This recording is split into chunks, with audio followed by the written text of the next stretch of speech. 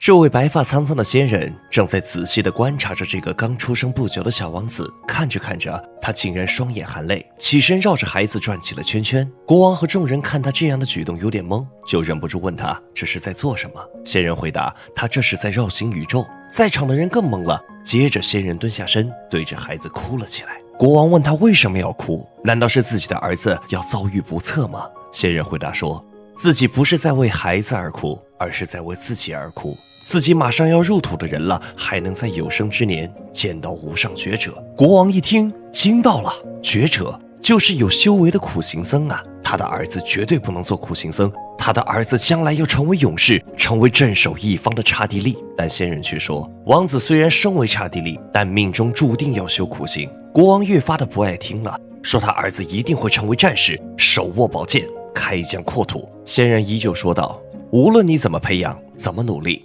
你的儿子终会成为苦行者。国王还就不信这个邪，他从仙人手里夺过了小王子，来到了城楼上，接受民众们对小王子的赐福。而这位仙人只能在人群中无奈地说，